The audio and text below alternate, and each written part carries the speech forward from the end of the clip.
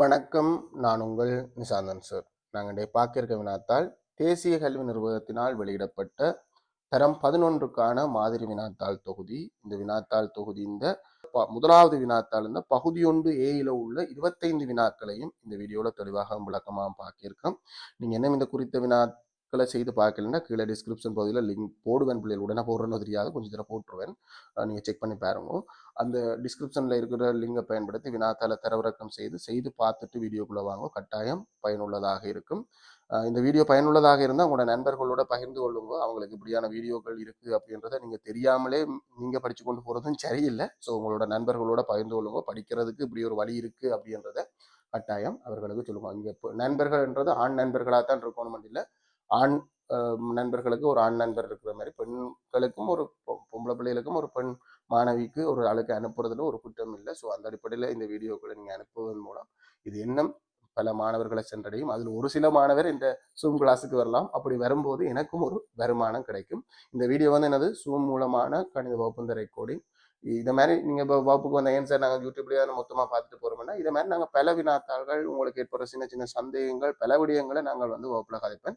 இதில் மாணவர்கள் கேட்ட சந்தேகங்களை கட் பண்ணி தான் வீடியோவாக ட்ரிம் பண்ணி போட்டுருவேன். இது 1 மணி நேரம் 10 நிமிடமாக நடந்த வகுப்பு வீடியோவாக மாறும்போது சில நேரம் 1 மணி நேரத்துக்கு உள்ளே இருக்கும்.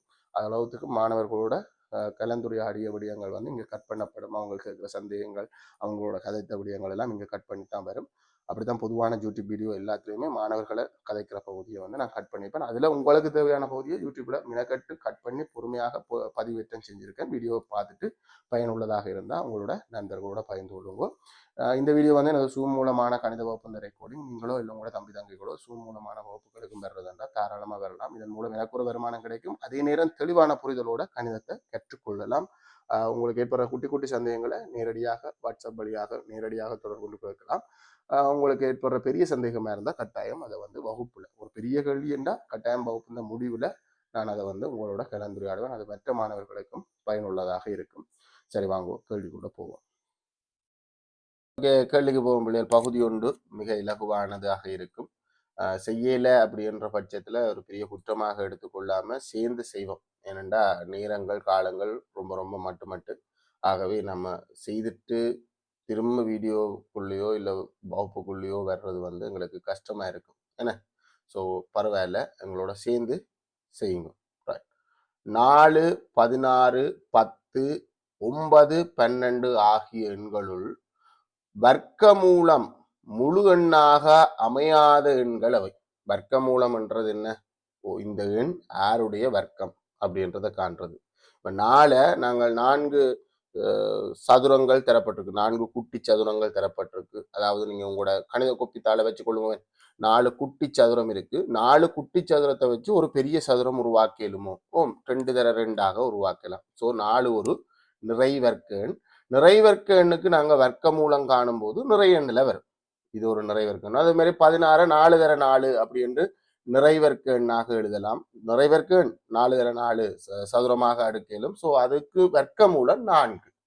10 ஒரு நிறைவர்க்க எண் இல்லை, 9 ஒரு நிறைவர்க்க எண், 12 ஒரு நிறைவர்க்க எண் இல்லை. ஆகவே இங்க 2 எண்கள் எங்களுக்கு நிறைவர்க்க எண்கள் இல்லை.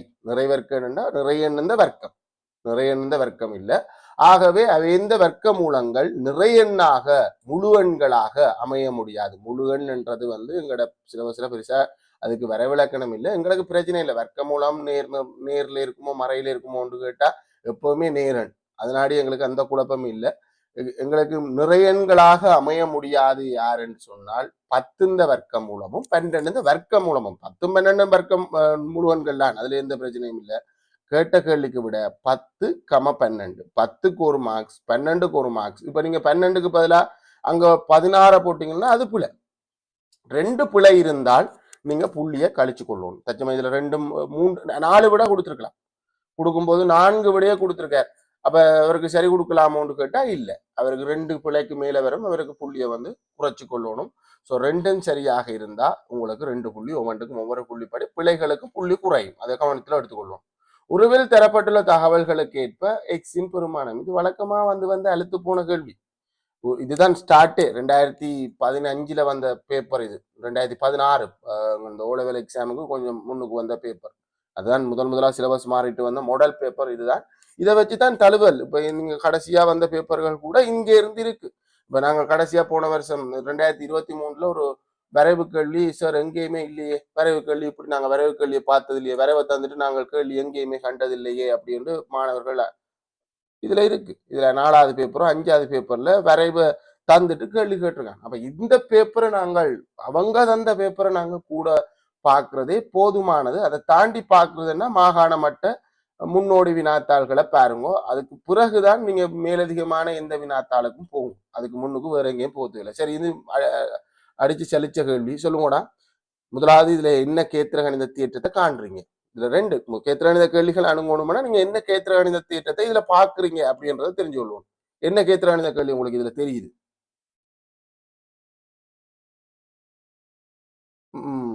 இதுல என்ன ஒன்று வந்து நிக்குது.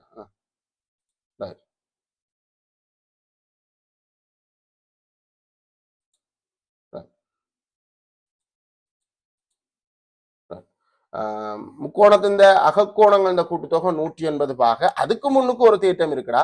இங்க 2 பக்கங்கள் சமனாக இருக்கு. 2 பக்கம் சமனா இருந்தா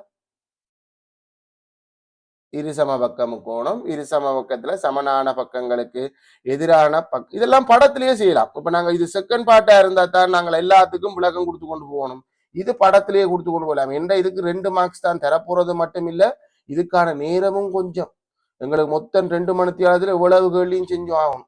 100 பிளஸ் எக்ஸ் வந்து 100ஓட எக்ஸை கூட்ட 180 வரணும். ஆகவே எக்ஸ் சமன் 100 அங்கால போனா கழிச்சே சொல்ல மேன்புற இதுக்கு மினக்கெடுவான். எக்ஸ் சமன் 80 பாக. எக்ஸ் சமன் 80 பாக என்ற விடை எடுத்திருந்தா முழுமையான 2 மார்க்ஸ். இல்ல இங்க தொடர்பை பயன்படுத்தி இருந்தாலே உங்களுக்கு அந்த 1 மார்க்ஸ் கிடைச்சிடும். இல்ல சமன்பாடை உருவாக்கி இருந்தாலும் அந்த 1 மார்க்ஸ் கிடைச்சிடும். 44 சென்டிமீட்டர் வர்க்கம் பரப்பளவு கொண்ட வட்ட வடிவிலான அடரொன்றிலிருந்து ஆரச்சிறை கோணம் 90 பாகை பகுதி வெட்டி எடுக்கப்படுகின்றது. வெட்டி எடுக்கப்பட்ட பகுதியின் பரப்பளவு யாது? சரி, எனக்கு என்ன சார் விளங்கியது? வட்டாடர். வட்டாடர்ன்றது முழுமையாக கவர் பண்ணி இருந்தா தான் பிள்ளைகள் இது வட்டம். வட்டம்ன்றது இந்த வளைந்த கூடத்தான் வட்டம் என்று சொல்றது. அடர் என்று சொல்றது வட்டம் வடிவத்துல வெட்டி எடுக்கப்பட்ட பகுதி. இதுதான் வட்ட அடர். உள்ளுக்குள்ள ஃபில் ஆகிருக்கும். அது ஒரு முழு மட்டையாக இருக்கும். வளைந்த காப்பு மாதிரி இருக்காது, உள்ளுக்குள்ளேயும் இருக்கும். சிடி மாதிரி இருக்கும். ஆனா சிடியில சின்ன ஓட்டை இருக்கு, அதை விடுவோம். ரைட், அந்த சிடி மாதிரி இருக்கிறது தான் எங்களுக்கு வட்ட அடர். இந்த வட்ட அடர்ல 45 பாகை பகுதி ஒன்று 90 பாகை ஆரச்சிறை கோணம் இருக்கிற பகுதி ஒன்று வெட்டி எடுக்கப்படுகின்றது. அந்த வெட்டி எடுக்கப்பட்ட பகுதி இந்த பரப்பளவு. முழு வட்ட அடர் இருந்தா அது இந்த பின்னம் 4ல் 1 பங்கா இருக்கும். இல்ல அந்த குறித்த பின்னத்தை நாங்க காண்றது, அவ்வளவுதான். இதை நாங்கள் கேள்விய பார்த்து பயந்தமெண்டா வேலை முடிஞ்சு. மொத்தம் 44 சென்டிமீட்டர் வரைக்கும் பரப்பளவு. நம்ம பரப்பளவு காண வேண்டிய தேவை எல்லாம் இல்லை. மொத்த பரப்பளவு தந்திருக்கு. வட்டார இருந்த பரப்பளவு 44. அதுல 360 மேல் 90 போட்டாலும் சரி, 90 பாகைண்டா 4ல் 1 பங்கண்டு போட்டாலும் சரி, உங்களுக்கு வெட்டி சுருக்கும் போது உங்களுக்கு 11 சென்டிமீட்டர் வர்க்கம் என்று விட வரும். 11 சென்டிமீட்டர் வர்க்கம் என்ற விட இருந்தா முழுமையாக 2 புள்ளி வரும். 4ல் 1 பங்கு 4ல் 1 பெருக்கணும் அப்படின்றதுக்கு உங்களுக்கு 1 புள்ளி வந்துடும். அதை விட இந்த 4ல் 1 பங்குன்றத 360 மேல் 90 என்ற 360 துண்டுகளாக 4ஆக பிரித்தால் ஒரு துண்டு. இதை வந்து 4 சம பகுதிகளாக நாங்கள் கருதினோம்டா ஒரு துண்டு. இது இப்படி பார்த்தோம்டா 4 சமம். இதுவே 360 பாகைக்கும் ஒவ்வொரு பாகைக்கும் ஒவ்வொரு கோடு கீறுவோம்டா 360 பாகையில அதுல 90 பங்கு இருக்கும். அது அந்த அடிப்படையில தான் ஆரச்சிறையின் பின்னம் எங்களுக்கு முழுமையின் பின்னத்தை தரும் என்ற அடிப்படையில தான் 360 மேல் 90 பெருக்கலாம். 44 360 மேல் 90 பெருக்கினாலும் அதே சுருக்கிப்பட்டு 4ல் 1 அதை விட தான் வரும். 4வது போவோம். தீர்க்குக. எக்ஸோட ஒண்ட கூட்டி வார விட. இந்த கோடு இருக்கு தானே பிள்ளைகள், இந்த கோடு கிட்டத்தட்ட பிரக்கெட்டுக்கு சமன். அதாவது மேலே இருக்கிற அவ்வளவத்தையும் அதை ஃபர்ஸ்ட் செய். எக்ஸோட ஒண்ட கூட்டு, அங்க எக்ஸுக்கு பதிலாக ஒரு பெருமானம் இருந்தா, உதாரணத்துக்கு 6 இருந்தா 6ஓட ஒண்ட கூட்டு வார விடையே 5 அளவு. அப்படித்தான் அந்த இந்த கோடு வந்து மேலே இருக்கிற அவ்வளவுத்துக்கும் ஒரு பிரக்கெட் மாதிரி. சோ இப்ப நாங்கள் எதை முதல்ல இல்லாம ஆகணும்னா பின்னம் இருக்கு. இந்த பின்னம் வகுக்கிற 5 அங்க இருப்போம். இந்த தெரியாக்கனே ஒரு இடத்துல இருக்கிற கணக்கு. அப்ப இதை வந்து இலகுவாகவே செய்யலாம். வகுக்கிற 5 அங்க அனுப்பினா என்ன செய்யும்? வகுக்கிற 5 அங்க போய் பெருக்கும். பெருக்கினா எத்தனை? பெருக்கியே சொல்லியிருக்கலாம். இதுக்கு மினக்கெட்டு கொண்டு இருக்க வேண்டாம். எக்ஸோட ஒண்ட கூட்ட எங்களுக்கு எத்தனை வந்திருக்கணும்? 10 வந்திருக்கணும். அப்பதான் அதை 5ஆல பிரிக்க 2 விட வந்திருக்கு. இந்த ஒண்ட அங்க இருப்போம். இந்த கூட்டுற ஒன்று அங்க போனா கழிக்கும். கழிச்சே சொல்லு, மினக்கிடாத. கழிச்செத்தின 9. ஆகவே எக்ஸ் சமன் 9 என்ற விடை இருந்தா முழுமையான 2 புள்ளி. இதுக்காக மினக்கட்டு கொண்டிருக்காத. ஏன்னா அது நமக்கு தெரியாத கணக்குக்கு தான் செய்ய வழி வேணும். டக்குன்னு விட சொல்லக்கூடிய ஒரு கணக்குக்கும் இதுல இருந்து ஸ்டெப் வழி கொண்டிருக்கும் போது தேவையில்லாத புல வரும். மனசுக்குள்ள விட வந்துடும். மனசுக்குள்ள விட 9 வந்துடும். அப்புறம் 10ல இருந்து 9 கழிச்சு 1 விடைய புள்ளையா எடுத்து போடுவோம். விட வந்தா போட்டுட்டு போயிட்டே இருக்கணும். அதை மினக்கட்டு கொண்டு போகலாம். ரைட். ஒரு பையினுள் 10க்கும் 20க்கும் இடையில் எண்ணிக்கையிலான ஒரே அளவில் உள்ள சிவப்பு நிறங்களும் வேறு நிறமும் கொண்ட பந்து இருக்கு. ஆனா பந்து இருக்கு. எத்தனை பந்து இருக்கு? அளவெல்லாம் ஒன்றுதான். 10க்கும் 20க்கும் இடைப்பட்ட எத்தனை பந்துன்னு சரியா சொல்ல முடியல. 10 விட கூட 20 விட குறைவாக இருக்கிற எண்ணிக்கையில 11 12 என்னோ இருக்கலாம். ஒரே அளவிலான பந்துகள் இருக்கு. அதுல நான் எழுமாறாக ஒரு பந்தை வெளியில எடுக்கிறேன். எழுமாறாக ஒரு பந்தை வெளியிட இருக்கும் போது அந்த பந்து சிவப்பு நிறமாக இருக்கிறதுக்கு 7/3 வாய்ப்பு. இப்ப இந்த 7/3 என்ற நிகழ்தகவை எங்களுக்கு விளங்கணும்டா அதுக்குள்ள 7 பந்து இருந்து அதுல 3 பந்து சிவப்பாக இருந்திருந்தால் சிவப்பு நிற பந்து கிடைக்கிறதுக்கான நிகழ்தகவு 7/3. ஆனா அங்க 7 பந்து இல்லை. ஏன்னா அங்க இருக்கிறது 10க்கும் 20க்கும் இடையில். அப்ப இப்படி யோசிப்போம். 7/3 தரக்கூடிய வேற பின்னங்கள் என்ன? 7/3 சுருக்கப்பட்டு வந்திருந்தால் சமவெள பின்னம். நிகழ்தகவை சுருக்க கூடாதல்லோ. நிகழ்தகவை சுருக்கலாம். யார் சொன்னது சுருக்கக்கூடாது? சுருக்கலாம், சுருக்க தேவையில்லை. சுருக்காமல் இருந்தால் எங்களுக்கு நல்லது இருக்கு. என்னண்டா எத்தனை பந்து அதுக்குள்ள இருக்குன்னு தெரியும். அதுல எத்தனை பந்து சிவப்பண்ணும் தெரியும். முன்னாடி சுருக்க வேண்டாம்னு சொன்னாங்க. இது சுருக்கப்பட்டுட்டு சுருக்கப்படக்கூடாது அப்படின்ற ஒரு சட்டம் இல்லை. ரைட். 7/3 தரக்கூடிய வேற பின்னங்களை சொல்லுங்க. 14ல 6 பந்து சிவப்பா இருந்திருந்தாலும் 7/3 விட வந்திருக்கும்.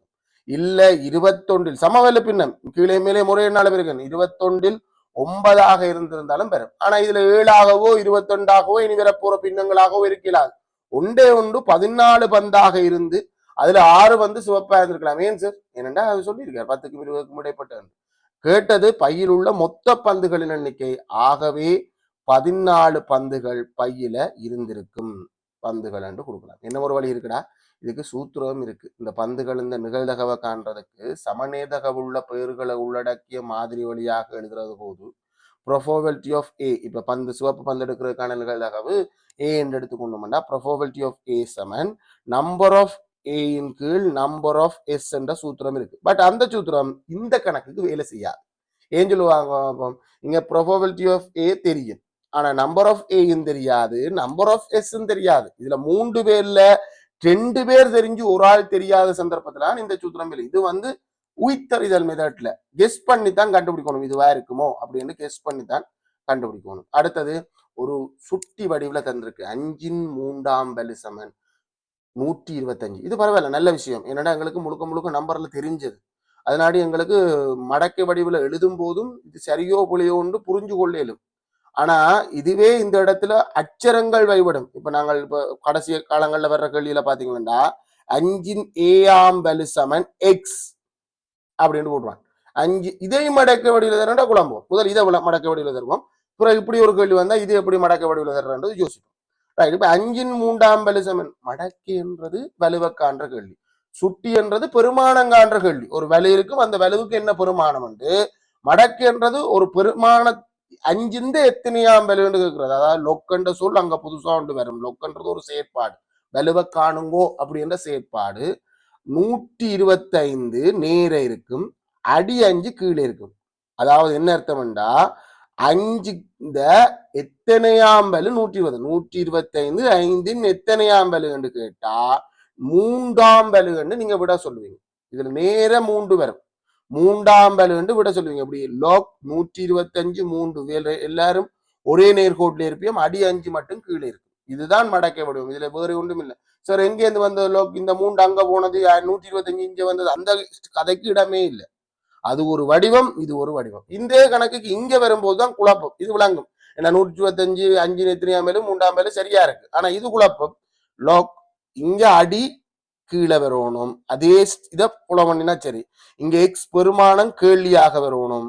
ஏ என்ற விடையாக வரணும். ஏ என்ற வலு இங்க விடையாக இருக்கும். சுட்டிக்கு வலுதான், சாரி மடக்கைக்கு வலுதான் விடை. எத்தனையாம் வலுவை காண்றதுதான் மடக்கை. ரைட். 7வது கேள்விக்கு போவோம். உருவில் தரப்பட்டுள்ள நாட்பக்கல் ABCD-யில் AB சமாந்தரம் DC ஆகும். இது நாட்பக்கல். இணைகரமா? பார்த்தா இணைகிற மாதிரி இருக்கு. பார்க்க இணைகிற மாதிரி இருக்கிறது எல்லாம் இணைகிறதுக்குள்ள வந்துருமாடா?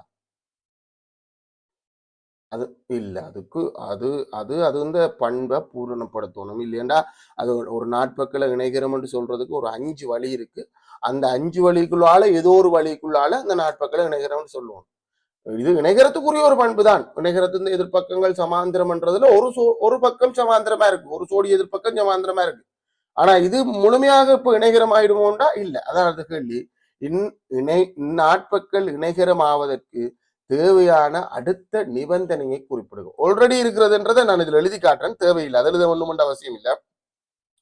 ஏபி என்ற பக்கமும் டிசி என்ற பக்கமும் சமாந்தரமாக இருக்கு. சமாந்தரத்தை குறிக்கிறதுக்கு இந்த சரிவு கூட நாங்க பயன்படுத்துவோம். சமாந்தரமாக இருக்கு.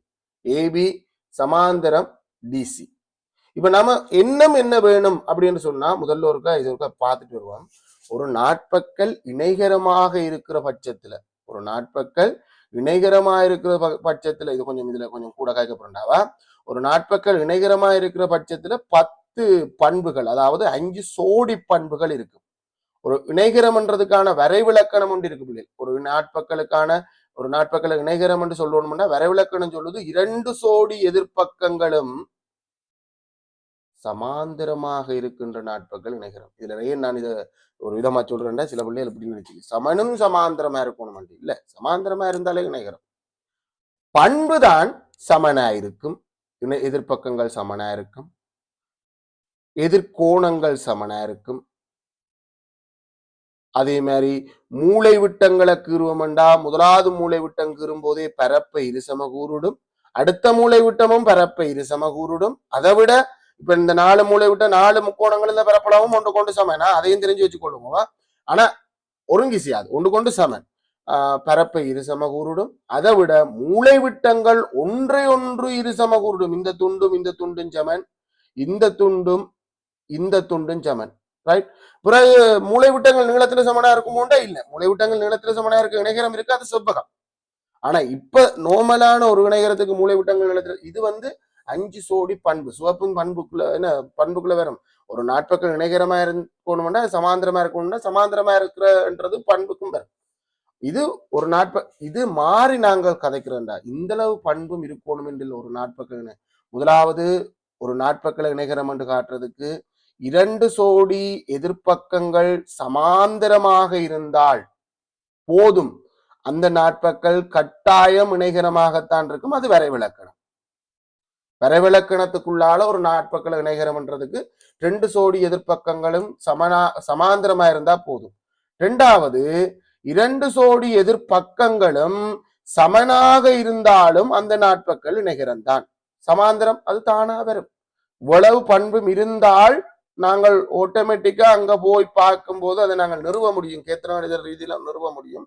இவ்வளவும் கண்டா நீ அதை இணைகரம், ஏன் 2 சோடி எதிர்ப்பக்கம் சமனா இருக்கு, ஆகவே அதை இணைகரமாத்தான் இருக்கும்னு போட்டுட்டு போயிட்டே இருக்கலாம். அடுத்தது 2 சோடி இதுல 2 பேரும் சேர்ந்த ஒரு பண்பு இருக்கு, அதையும் சொல்லிட்டு வரேன்னா. 3வது ஒரு சோடி எதிர்ப்பக்கம் சமனாகவும் சொல்லணும் பிள்ளை. நீங்க கதைக்கணும் இந்த நேரத்துல, கதைக்காடி வகுப்பு சுவாரஸ்யம் இல்லை. நான் தனியா கேட்கக்கூடாது. ஒரு சோடி எதிர்ப்பக்கம் சமனாகவும் அதே எதிர்ப்பக்கம் சமாந்தரமாகவும் இருக்கணும். மற்ற பக்கம் சமாந்தரமா இருந்து வேலை இல்லை. எந்த பக்கம் சமனாக இருக்கோ அந்த பக்கமே சமாந்தரமாக இருந்தா அந்த நாட்பக்கல் இணைகரமாகும். அடுத்தது ஒரு நாட்பக்கல் இந்த 2 சோடி எதிர்கோணங்களும் சமனாக இருக்கும் என்றாலும் அந்த நாட்பக்கலும் இணைகரம் தான். 2 சோடி எதிர்கோணங்களும் வாய்ப்பு பார்த்து நாங்கள் இதெல்லாம் படிக்கும்போது பெரிய அளவுல படிச்சினாங்களா. 2 சோடி எதிர்கோணங்களும் சமனாக இருக்கும் என்றாலும் அந்த நாட்பக்கல் இணைகரம். அடுத்தது பரப்பளவை இரு சமகூறுறது வராது, பண்புக்குள்ள இணைகரம் என்று காட்டுறதுக்கு வராது.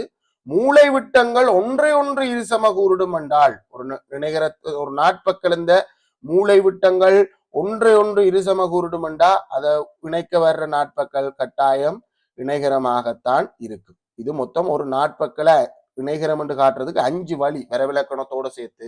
இதுல சமாந்தரம் சம்பந்தப்பட்டது இந்த 2 வழியில. ஆல்ரெடி ஒரு பக்கம் சமாந்தரமா இருந்தா எங்களுக்கு 2 விட நீங்க கொடுக்கலாம். உங்களுக்கு நீங்க எந்த விட கொடுத்தாலும் சரி, நீங்க மற்ற பக்கமும் சமாந்தரமா இருக்கணும் கொடுக்கலாம். அதாவது ஏடி என்ற பக்கம் பிசி என்ற பக்கத்துக்கு சமாந்தரமாக இருக்கும் என்று சொன்னால் இந்த நாட்பக்கள் இணைகரமாகும் என்று சொல்லலாம். இது ஒரு விட, இது போட்டால் முழுமையாக சரி. நிபந்தனை இந்த சந்தர்ப்பத்துல ஆல்ரெடி ஒரு பக்கம் சமாந்தரமா இருக்கு, இப்ப நீங்க மற்ற பக்கம் சமாந்தரம் என்று சொல்லியிருக்கீங்க. சோ இப்ப நீங்க சொல்ல போறது இரு சோடி எதிர்ப்பக்கங்களும் சமாந்தரமாக காணப்படுதல் அப்படி என்ற நிபந்தனைக்குள்ளால இணைகரம் கொண்டு போவீங்க. இல்ல வரைவிலக்கணத்தின் படி அப்படின்னு சொல்லலாமா? அதுவும் சரி. ஆனா நீங்க இரண்டு சோடி எதிர்ப்பக்கங்களும் சமாந்தரமாக காணப்படுதல் ஒரு விட சொல்லலாம். இதுக்கு ஒரு புள்ளி, இதுக்கு ஒரு புள்ளி வரும். இல்ல அதே எதிர்ப்பக்கம், இப்ப நாங்கள் சமாந்தரமா இருக்கிற அதே பக்கம் ஏபி என்ற பக்கம் டிசி என்ற பக்கத்துக்கு சமனாக இருக்கும் அப்படி என்று சொன்னாலும் இந்த நாட்பக்களை இணைகரம் என்று சொல்லலாம். ஏபி என்ற பக்கம் டிசி என்ற பக்கத்துக்கு சமனா, இப்ப ஆல்ரெடி சமாந்தரம், இப்ப சமன். ஆகவே இந்த சந்தர்ப்பத்துல நீங்க பயன்படுத்த போற நிபந்தனை ஒரு சோடி எதிர்ப்பக்கம் சமனும் சமாந்தரமாகவும் காணப்படுதல் அப்படின்னு வரும். ஒரு சோடி எதிர்ப்பக்கம் சமனும் சமாந்தரமாக காணப்படுறதால இந்த நாட்பக்கள் இணைகரம். இதுல ஒன்றுதான் இருக்கணும். இது ஒரு வழியில தான் நீங்க விட கொடுத்துருக்கலாம். இப்ப நீங்க எதிர்கோணங்கள் சமனாக இருக்கிறதன் மூலம் ஒரு நாட்பக்கள் இணைகரமாக காட்டிலாதா, இல்ல மூளை விட்டங்கள் ஒன்றை ஒன்று இருசம கூறுவதன் மூலம் ஒரு நாட்பக்கள் இணைகரமாக காட்டிலாதா அப்படின்னு கேட்டா காட்டலாம். ஆனா இதுல சொன்னது என்னண்டா, ஏற்கனவே ஒரு பண்பு இருக்கு, அதை தவிர மேலதிகமாக இன்னும் ஒரு பண்பை மட்டும் நீ இருந்தால் போதும் என்ற மாதிரி அதை பயன்படுத்தி கொண்டு செய். இதுதான் நீங்க செகண்ட் பார்ட்ல கேத்திரான கேள்வி செய்யும் போது இப்படித்தான் அணுகுவீங்க. அதுக்கேற்ற மாதிரி சொல்லுவாங்க. அடுத்த கேள்விக்கு போவோம். உரு 8ல் காட்டப்பட்டுள்ள தரவுகளுக்கேற்ப கோணம் எக்ஸ் ஒய்யின் பெருமன். இதுல ரெண்டு பக்கம் சமன், ரெண்டு பக்கம் சமனா இருந்தாலும் உடனே ஐடியா போட்டுவோம். சமனான பக்கங்களுக்கு எதிரான கோணங்கள் சமன். ஒரு முக்கோணத்துல இருக்கணும். புற இதே இந்த இந்த கோணமும் வையும் சார், இங்க பாருங்க சார், இங்க ஒத்த கோட்டுக்கு எதிராக தான் 48 பாக, அப்ப இங்க ஒத்த கோட்டுக்கு எதிராக 48, அது வேற முக்கோணத்துல, ஒரே முக்கோணத்துல. நான் இதெல்லாம் பிள்ளைகளோட கருதினது, பிள்ளைகள் சொல்லும் போது நான் கண்டுபிடிச்சதை உங்களோட பகிர்ந்து கொள்றேன்.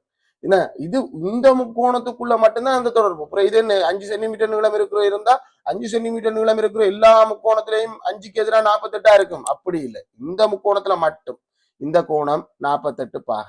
ரைட். இது செங்கோணம் என்று சொன்னதால மற்ற கோணம் 90ல இருந்து 48 கழிச்சா 42 பாக. இப்ப நான் நினைக்கிறேன் இந்த எக்ஸ் இப்ப காணலாம். இந்த எக்ஸ் முக்கோணத்தின் அகக்கோண தேட்டம் வேண்டாம், இது புறக்கோண தேட்டத்துக்குள்ளால காணலாம். இந்த எக்ஸ்ன்றது இந்த முக்கோணத்துக்கு, இங்கால இருக்கிற முக்கோணத்துக்கு புறக்கோணம் இல்ல. பிள்ளை சில பிள்ளைகள் இதை கண்டு வருவாங்க, அதுலயும் பிள்ளை இல்லை. புறக்கோணம் அகத்தெதிர்கோணங்கள் இந்த கூட்டுத்தொகைக்கு சமன். ஆகவே எக்ஸ முதல்ல காணுவோம். 48 + 48 சரியான தேற்றத்தை பயன்படுத்தினா வேகமா செய்வீங்க, அவ்வளவுதான். இல்லையாண்டா கொஞ்சம் மினக்கடும். 96 பாக. இப்ப வைய காண்றதுக்கு இந்த 96 பாகையும் பயன்படுத்தி முக்கோணத்தின் அகக்கோண தேற்றத்தை பயன்படுத்துவோம். 96 42 அதோட வையையும் நாங்கள் கூட்டினோம்டா எங்களுக்கு 180 பாக வரணும். இதர் வர அடிக்கிறோம் பிடிஎஃப் ரீடர்ல, மற்றபடி ஒன்றும் இல்லை.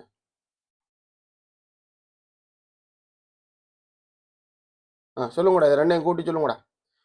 8 அங்கால 13 138 வைய கூட்ட 180. ஆகவே வை சமன் 180ல இருந்து 138 கழிச்சா 130 கழிச்சா மனதால கழிக்கிற பள்ளிகளுக்கு சொல்றேன். 130 கழிச்சா 50, அங்கால 8 கழிச்சா 42. கவனமா பிற மாறி செஞ்சுறையில இதுவும் ஒரு இருசம பக்கம் கோணமா அமையும். அது பிற வேற காரணங்கள் எல்லாம் இருக்கு கேத்திராணித ரீதியாக. இப்ப இது 42 பாகையா இருக்கிறதாலையும் எங்களுக்கு ரெண்டு கோணம் சமனாக இருந்தாலும் இதுவும் ஒரு இருசம பக்கம் கோணம். எங்களுக்கு தேவையானது என்ன? எக்ஸ் என்ன, வை என்ன? எக்ஸ் 96 பாகைக்கு ஒரு புள்ளி, வை 42 பாகைக்கு ஒரு புள்ளி, ரெண்டு புள்ளியும் தனித்தனியா தான் கிடைக்கும். அடுத்தது சுருக்கு கட்டுமாம். சுருக்கம் வெறும் அச்சர கணித கோவை சுருக்கம். இதுல என்ன பின்னம் எல்லாம் அமைந்து இருந்திருக்கு. பின்னங்கள் இருக்கிற மாதிரி நீங்க சுருக்குற சந்தர்ப்பத்துல எல்லாத்தையும் ஒரே பின்னமா ஆக்கணும். இல்லைன்னா கலப்பு எண் மாதிரி எக்ஸ தனியாவும் வைய தனியாவும் சுருக்கலாம். ஆனா உண்மையான பின்னம் அமைய பெற்ற கணக்குகள்ல நீங்க சுருக்கணும்டா எல்லாரும் ஒரே பின்னமா வரணும். இதுல ரெண்டு பேர் தான் பின்னம். எக்ஸின் கீழ் 4a பின்னம், எக்ஸின் கீழ் 2a பின்னம், வையோ 4 வையோ பின்னம் இல்லை. ஆனா நீங்க அதையும் பின்னமாக கருதினீங்களா இரண்டு வரையும் அதுக்கு பகுதி என்ன ஒன்றை போடணும். இல்ல நீங்க அதை பின்னமாக கருதாமல் கூட இங்க சுருக்கலும். ஆனா இதுல கணக்கின்படி சுருக்குகன்னு சொன்னா அவரையும் நீங்க பின்னமாக கருதும் போது அவருக்கு பகுதியன் ஒன்று. இது எக்ஸின் கீழ் 2a, இது 4 வையின் கீழ் எங்களுக்கு அதுவும் உண்டு. பகுதியன் எல்லாருக்கும் சமன் இல்லை, பகுதியனை சமனாக்கணும்டா பொம்மசி 4A, எல்லாரையும் 4A ஆக்குறேன். அதுக்கேற்ற மாதிரி தொகுதியனை பெருக்குவேன். இது 4A, ஆகவே பகுதியன் பெருக்கப்படையில தொகுதியன் பெருக்கப்பட தேவையில்லை. ஒண்ட 4A ஆக்கியிருக்கேன். 4A ஆக்கியிருக்கேன். எத்தனை ஆள பிரிக்கீங்க? 4A ஆள பிரிக்கிருக்கேன். மேல 4A ஆள பிரிக்கணும், 4AY என்று வரும். அதே மாதிரி இது 2A 4A ஆக்கியிருக்கேன், 2 ஆள பிரிக்கிருக்கேன், மேல 2 ஆள பிரிக்குவேன், 2X என்று வரும். இது 4A ஆள பிரிக்கிருக்கேன். அதே மாதிரி 16AY அப்படின்னு வரும். ஒரே இனத்தை உண்டாக்கி விட்டா சரி. ஒரே இனம் அண்டைக்க எக்ஸ் இனம், 2 பேரும் ஒரே குறி. இங்க நேர் எக்ஸ், அங்க நேர் 2X, ஆகவே நேர் 3X என்று வரும். வையினத்தை உண்டாக்கினா 2 பேரும் வேற வேற குறி, சேர்க்கும் போது கழிபடும். இதை பற்றி எல்லாம் நிறைய கதைச்சாச்சு. இந்த போட் இன்ஜின்ல மறை திசையில நேர் திசையில 16AY என்ற ஒரு இன்ஜின் இழுக்குது. அதே போட் இன்ஜின்ல மறை திசையில 4AY என்ற போட் இன்ஜின் இழுக்குது. ஸோ இந்த போட் எந்த பக்கம் போக போது கூட என்ஜின் எந்த பக்கம் இருக்குதோ அந்த பக்கம் தான் போகும். எத்தனை ஹோஸ் பவர் பலத்தோட போகும் என்று சொன்னா கழிபடும். வேற வேற குறி கழிபட்டு 12 ஹோஸ் பவர் இன்ஜினோட பலத்தோட தான் போகும். ஆனா என்ன திசையிலண்டா நேர் திசையில. அதே திசை பெரியவற்ற குறி விடைக்கு வரும். முழுவதின் கீழ் 4A. இதுல எதுவும் பொது எடுத்து வெட்டு எலுமெண்டா பொது எடுத்து வெட்டணும். பொது எடுக்க எலுமெண்டா ஒரு 3 பொது எடுக்கலாம். பட் 3 பொது எடுக்கிறதால எந்த ஒரு நன்மையும் நடக்க போறது இல்லை. அதனால பொது எடுத்ததால எந்த பிரயோசனமும் இல்லை. இது என்னடா 4AY என்றேதான் வரும். கீழ் 4A. இதுல ஒன்றும் பட்டுப்படுறதுக்கு இல்லை. இந்த கோவை இருந்தாலே உங்களுக்கு முழுமையான 2 புள்ளி கிடைக்கும். இதை விட வேற என்ன வழிய வேண்ட பிள்ளைகள், இந்த 2 வையினத்தையும் தனியாகவும் வச்சுக்கலாம். ஆனா எதிர்பார்க்கிறது ஒரு பின்னமாக. பின்னங்களை இங்க பின்னம் இருக்கிற மாதிரி சுருக்கி கொடுக்கணும்டா கட்டாயம் ஒரு பின்னமாக்குறது தான் சுருக்க, இல்லைன்னா அது சுருக்கலாக அமையாது. இந்த வையினத்தை அங்கால எடுத்து போட்டும் இந்த கணக்கை செய்யலாம். 4Aயின் கீழ் எக்ஸ் சக 2Aயின் கீழ் 2Aயின் மேல் எக்ஸ்.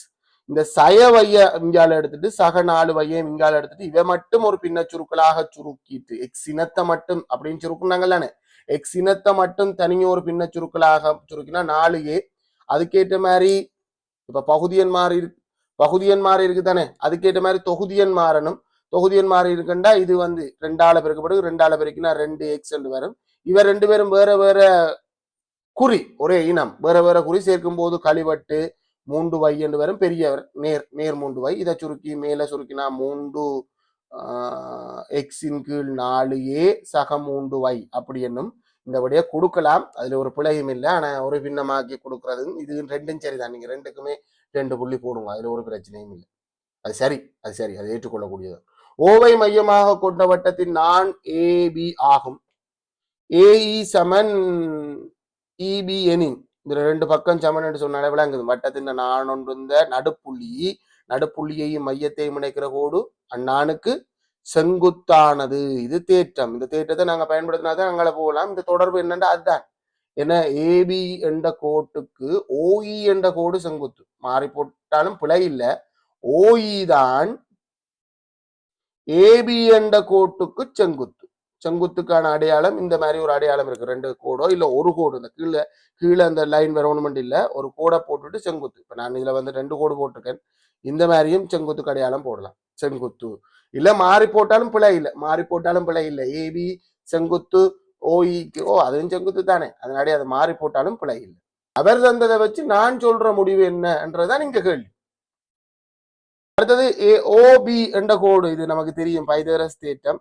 OB என்ற கோட்டு வர்க்கம் ஏனைய இரு பக்கங்கள் ஒன்று OE. அடுத்தது யாருன்னு கேட்கிறோம், அதாவது ABயா இல்ல BEயான்னு கேட்கிறோம். யார்ட்ட வர்க்கம் BE இந்த வர்க்கத்துக்கு சமனா இருக்கும். அதுதான் நேரடியாக பைதரஸ் தேற்றம். இந்த BEக்கு பதிலாக சில நேரம் AE எழுதியிருந்தாலும் சரிதான் போடணும். ஏன்னா BEயும் AEயும் நீளத்துல சமன். தொடர்பு எழுதுறதுக்கு ஒரு புள்ளி, BE இந்த வர்க்கம் அப்படி என்று எழுதுறதுக்கு ஒரு புள்ளி. BE என்று எழுதியிருந்தாலும் சரி, AE என்று எழுதியிருந்தாலும் சரியா. செவ்வட்ட உருளை ஒன்றின் பரிதியின் அடியின் பரிதி 14 சென்டிமீட்டர். அதாவது ஒரு உருளை இருக்கு, யோசிக்கணும்டா, படத்தை ஒரு படத்தை கீறாம கேள்வி. பரிதி என்றது இந்த வளைந்த கோடு, இந்த விளிம்பு, வட்ட விளிம்பு, இந்த நீளம் தான் பரிதி. பரிதி இந்த நீளமே தந்தாச்சு. பரிதி இந்த நீளம் 15 சென்டிமீட்டரா. இந்த உருளை இந்த பரிதி இந்த நீளம் 15 சென்டிமீட்டராம். அது இந்த உயரம் 10 சென்டிமீட்டராம். அது இந்த வளை மேற்பரப்பு. இதை நாங்க நிமித்தினா எங்களுக்கு இந்த வளைந்த மேற்பரப்பை நிமித்தினா பெரிய ஒரு செவ்வகம் வரும். நீளமான செவ்வகம் புள்ளி நாங்க அது இந்த மூன்று மடங்கை விட ஒரு கொஞ்சம் கூடவா இருக்கும். பெரிய நீளமான செவ்வகம் வரும். 15 நீளமாக இருக்கும். அகலம் 10 இருக்கும். பெருக்கினம்ண்டா எங்களுக்கு அது இந்த பரப்பளவு வரப்போகுது. சூத்திரம் பயன்படுத்தவே தேவையில்லை. சரி, சூத்திரத்தை பயன்படுத்தலன்னா உருளைந்த வளை மேற்பரப்பு. என்ன கனவேருக்கு வளை மேற்பரப்பு இருக்கு. உருளைந்த வளை மேற்பரப்புக்கான சூத்திரம் 2πr/h. பரிதியின் நீளம் தர உயரம் 2πr தெரியும். இந்த முறை ஆரிய காணவும் ட்ரை பண்ணவும் வேண்டாம், காணவும் கஷ்டம்.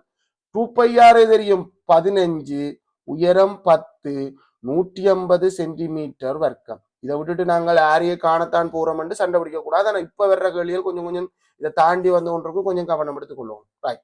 இரண்டாவது கேள்வி, இதுல ஒரு தாயம் தந்திருக்குது. ஏ தாயம் தந்திருக்கு, பி தாயம் தந்திருக்கு, 2a - b தாயமும் தந்திருக்குது என்பவற்றை எக்ஸ் y என்பவற்றின் பெருமானங்கள் நானே. இதுல இருக்கிற எக்ஸ் என்ன, y என்ன. இதுல 2a தாயம் எழுதிடுவோமா? 2a தாயத்தை எழுதினா தெரியும். ஏ தாயத்துல 2 மடங்கு. அங்க இருக்கிற எல்லா மூலகங்களும் 2ஆல பெருக்கி சொல்லும். பெருக்கியே சொல்லும். 2a தாயத்தை எழுதுவோம். 4, 10, 6, 0. 2a தாயம். அதுல இருந்து பி தாயத்தை கழிக்க போறோம். பி தாயம் தானே. 1, 3, 2, 1 பி தாயத்தை கழிச்சா எனக்கு என்ன வரணும்? எக்ஸ். அது பெட்டி அடையாளம் போட்டிருக்கும். உண்மையா அது ஒரு வளைந்த கோடா. 4, 6. அதை பார்த்து நானும் பெட்டி அடையாளம் போறேன்னு இப்படித்தான் இருக்கும். Right, okay. எக்ஸை கண்டுபிடிக்கணும்டா 4ல இருந்து 1 கழிச்சா எக்ஸ் வரும். 4 - 1 = எக்ஸ். ஸோ எக்ஸ் சமன் 3. 3 சமன் எக்ஸ் என்று கொடுக்குறீல. எக்ஸ் சமன் 3, 3 சமன் எக்ஸ் என்றாலும் சரிதான் விடும். அதுல பிரச்சனை இல்லை. அதே மாதிரி வைய காணணும்டா 0லிருந்து 1 கழிச்சா வை வரும். 0லிருந்து 1 கழிச்சா 0ன்றது பெருமதியற்றன்னு அது நீங்கும் போது y சமன் -1. எக்ஸ் சமன் 3 ஒரு புள்ளி, y சமன் -1 ஒரு புள்ளி. அது 6லிருந்து 2 கழிச்சு வந்தது. இந்த 7 10லிருந்து 3 கழிச்சு வந்தது. நம்ம எக்ஸ் இருக்கிற இடத்துல என்ன மூலகம் வரணும்ன்றதை தான் காட்டுறோம். அதை நாங்கள் சமன்பாடு ட்ரை பண்றதுக்கான காரணம் இக்க தெரியா கணியம் வர்ற கணக்கு ஓகே. இதுல தெரியா கணியம் வர்ற கணக்கா இருந்தா கட்டாயம் சமன்பாடு தான் ட்ரை பண்ணி பார்க்கணும். இந்த இடத்துல உதாரணத்துக்கு இந்த இடத்துல எக்ஸ் வச்சிருந்தா, இல்ல இந்த இடத்துல ஏ வச்சிருந்தா, 3 இல்லாம ஏ வச்சிருந்தா நாங்க ஒரு சின்ன சமன்பாடை போடணும். 10லிருந்து ஏ கழிக்க எனக்கு 7 வரும். ஸோ ஏ என்னன்றதை காணோம்னா சய ஏ அங்கே அனுப்பி 7 இங்க அனுப்புவார். அப்ப 10 - 7 சமன் ஏ என்று வரும். ஆகவே ஏல இருக்கிற வேண்டிய நம்பர் 3 இருந்திருக்கணும். அப்பதான் 10லிருந்து 3 கழிச்சா 7 வரும்னா அந்த மூலகத்தை கண்டுபிடிக்கிறதுக்கு ஒரு சமன்பாடை ட்ரை பண்றேன். இல்ல நீங்க சமன்பாடு ட்ரை பண்ண தேவையில்லை. சுருக்கி பார்த்தாலே அந்த இடத்துக்கு சமவெளி மூலகத்தின் மூலமும் கண்டிருக்கலாம். 13வது கேள்வி, y சமன் 3x/2 என நேர்கோட்டுக்கு சமாந்தரமாகவும் 2 நேர்கோடுகள் சமாந்தரமாக போகுது அப்படின்னு சொன்னா அந்த 2 நேர்கோட்டு சாய்வின் சமன். y சமன் -3x. இந்த கோடு -2ல கீழே வெட்டி கொண்டு போகும். அதுக்கேற்ற மாதிரி கீழே இருக்குன்னா y இந்த -2க்குள்ளால போகும். y இந்த -2 அது வெட்டு துண்டு. அப்ப இந்த கோட்டுக்கு சமாந்தரமாக போகுது என்று சொன்னா இந்த கோட்டு இந்த சாய்வு சமனா இருக்கும். 2 கோட்டு இந்த சாய்வை தீர்மானிக்கிற படித்திறன். ஸோ இவற்றை படித்திறன் 3, இவற்றை வெட்டு துண்டு -2. 2 வர்றதால நானும் இல்லை குழம்புறேன். இந்த கோட்டு இந்த வெட்டு துண்டை சி என்று சொல்லுவோம். அது -2. இதுக்கு சமாந்தரமாகவும் 4 என்ற வையச்சு இந்த வெட்டு துண்டு 4 என்ற புள்ளிக்குள்ளால போற கோட்டு இந்த சமன்பாடு. இவற்றை 2 பேரும் சமாந்தரம் என்று சொன்ன நாடி இவற்றை படித்திறனும் 3 தான். இவற்றை வெட்டு துண்டு 4. ஆகவே எங்களோட கோட்டு இந்த சமன்பாடு பொது வடிவம் y சமன் mx + c என்ற வடிவத்துல இந்த முறை வையும் எக்ஸும் சமன்பாட்டுல இருக்கணும். அவியலுக்கு பெருமானத்தை போட்டு விட்டா சமன்பாடு க்ளோஸ். சார்பு சமன்பாடு க்ளோஸ். எக்ஸ் எம்முக்கும் சிக்கும் தான் போடுவோம். எம் 3x - 4, y சமன் 3x - 4 விட இது ரெண்டும் சமன்பாடு முழுசா இருந்தா மட்டும்தான் புள்ளி விடுங்க. ஏன்னா மற்றபடி புள்ளி வராது. வெட்டு துண்டு 4ஆகவும் உள்ள அப்படின்னு தான் கேட்டது. நீங்க -4 போட்டுட்டீங்களா? இப்பதானே அது -2. அது y சமன் mx + c என்றதுதான் சார்பு சமன்பாடு. அங்க 4 என்றா அது என்ன 4? இந்த 4 என்று சொல்றது என்ன 4? நேர் 4 மறை 4? நேர் 4. சோ நீங்க வெட்டு துண்டு நேர் 4 தான் போடணும். மறை 4 போட்டிருந்தா வேணுமென்னா அந்த 3 கொடுத்ததுக்காக புள்ளி கொடுக்கலாம். மற்றபடி புள்ளி உண்மையை பொறுத்த வரைக்கும் சமன்பாடு பிழைச்சா புள்ளி கொடுக்க இயலாது. ஏன்னா சமன்பாடு தான் கேள்வி. படித்திறன் சமன் என்று யோசிச்சதுக்காக வேணுமெண்டா ஒரு புள்ளி கொடுக்கலாம். அந்த அடிப்படையில் ஒரு புள்ளி வரும், சில நேரம் புள்ளி வராமலும் போகலாம். 14வது கேள்வி, உருவில ஏடி இந்த நீளம் 8 சென்டிமீட்டராம், பார்க்க தெரியுது நடுப்புள்ளி தேட்டம். ஏபி இந்த நீளம் 14 சென்டிமீட்டரும் ஆகும், பின்வருவனவற்றை காண்க. நடுப்புள்ளி தேட்டம் பார்த்தா, படத்தை பார்த்தா விளங்குது. ஒரு பக்கத்து இந்த நடுப்புள்ளியிலேருந்து, நடுப்புள்ளி தேட்டம் மறுதல மற்ற பக்கத்துக்கு சமாந்தரமாக வரையப்படுகின்ற கோடு 3வது பக்கத்தை இரு சம கூடும். ஸோ இது 8 சென்டிமீட்டர். ஏன்னா 2 சம துண்டுல ஒரு துண்டு 8 மற்றது 8. அடுத்த தேட்டம் நடுப்புள்ளி தேட்டம், 2 பக்கங்கள் இந்த நடுப்புள்ளி, இப்ப இதுதானே நடுப்புள்ளி, இணைக்கிற கோடு 3வது பக்கத்துக்கு சமாந்தரமாகவும் அது ஆல்ரெடி இருக்கு, அதன் அரைவாசியாகவும் இருக்கும். இது 5 சென்டிமீட்டர். கேட்டது அந்த நடுப்புள்ளி தேட்டத்தை நேரடியாக. ஏசி இந்த நீளம் ஜாது. ஏசி என்றது யாருன்னு பார்த்தா சரி, ஏசி என்றது மொத்தமா ஏசி இந்த நீளத்தை சொல்லுங்க. இப்போ ஏசி இந்த நீளம் என்ன, 16 சென்டிமீட்டராக இருக்க போகுது. ஏசி வந்து 16. நீங்கள் அதெல்லாம் மிளகட்டு அதெல்லாம் கூட்டி காட்டி எல்லாம் இருக்கணும் இல்லை, நேரடியாக 16 சென்டிமீட்டர். அடுத்தது டிஇ இந்த நீளஞ்சாது, அது 10 பாதி. அதெல்லாம் விளக்கம் கொடுக்கணும்ன்ற அவசியம் இல்லை. இல்லை கொடுக்குறதுண்டா 10 2ஆல் வகுக்கணும் அப்படின்றது எப்படி தான் கொடுக்குறது, 10 பாதி. ஸோ ஒவ்வொன்றுக்கும் ஒவ்வொரு புள்ளிப்படி உங்களுக்கு 2 புள்ளி கிடைக்கும். ஏனோ தெரியல, இன்றைக்கு போட்டு வெட்டி வாங்குது. இன்னும் மிஷின்லாம் இது லோட் ஆகிட்டு போடுறதுக்கு என்ன நடந்ததோ தெரியல. சரி பார்ப்போம். மிஷின் தான் சுற்றுது. அந்த சூம் நிற்கும் போதும் சூமும் வந்து கொஞ்சம் ஸ்டக் ஆகி தான் நின்றுச்சு. ஒரு ரீஸ்டார்ட் பண்ணால் சில நேரம் தெரியும் என்னென்று ஒரு பார்ப்போமா. ரைட், ஓகே, நம்ம கணக்குக்கு போவோம். நேரத்தை வேணாக்க வேணாம். இதோ வந்துச்சா, ஓகே. அடுத்த கேள்விக்கு போகும்டா.